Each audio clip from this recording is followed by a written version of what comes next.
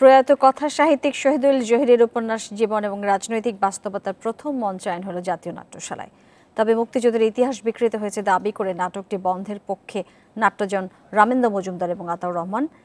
দ্বিমত জানিয়ে নির্দেশক সৈয়দ জামিল আহমেদ বলছেন, মুক্তিযোদ্ধা হিসেবে দেশ এবং বঙ্গবন্ধুকে ভালোবেসে এই নাটকটি মঞ্চে এনেছেন তিনি।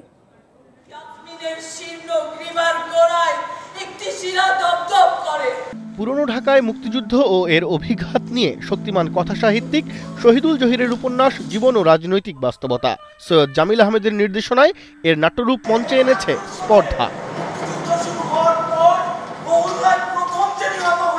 2 ঘন্টার রুদ্ধশ্বাস মঞ্চায়নে উঠে এসেছে ৭১-এর সেই ভয়াবহ নৃশংসতা ও পরবর্তীতে রাজাকারদের পুনর্বাসনের চিত্র।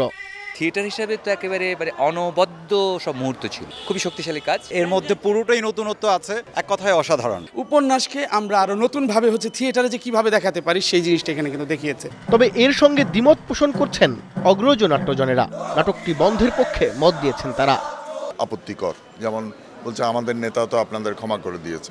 নেতা সবাইকে ক্ষমা করেনি, 18টা অপরাধে যারা অপরাধী তাদেরকে ক্ষমা করেনি। সুতরাং এই ভুলটা ইতিহাস বিকৃতি হচ্ছে।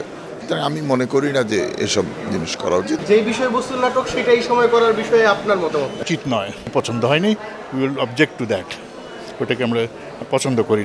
তবে নির্দেশকের দাবি, একজন মুক্তিযোদ্ধা হিসেবে দেশ ও বঙ্গবন্ধুকে ভালোবেসেই নাটকটি মঞ্চে এনেছেন তিনি।